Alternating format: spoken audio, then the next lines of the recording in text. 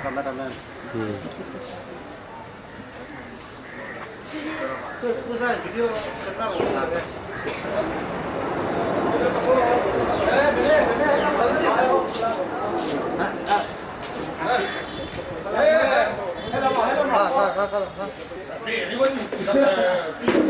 so sakang ru so sakang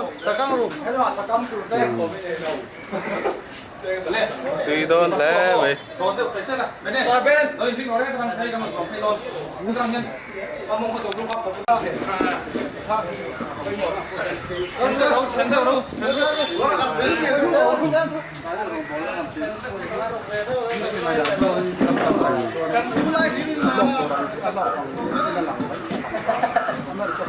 뭐야 부양 저 부양 저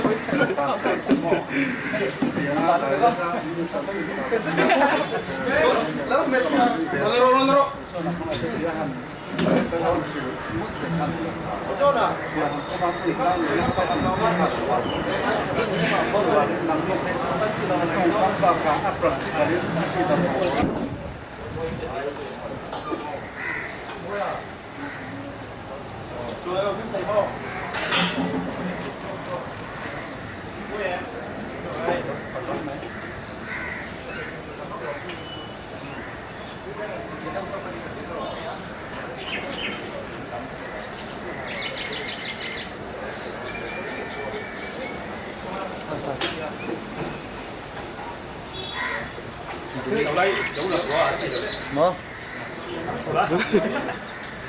cái là văn lẩu chết chết cần vẫn là qua bên sợi cho vấn đề anh khác cái gì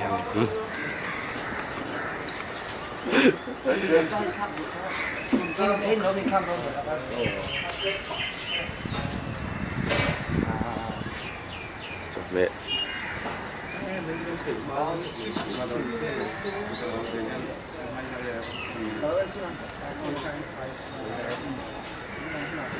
rồi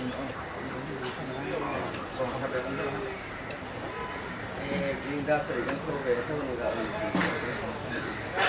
anh tự mua sẽ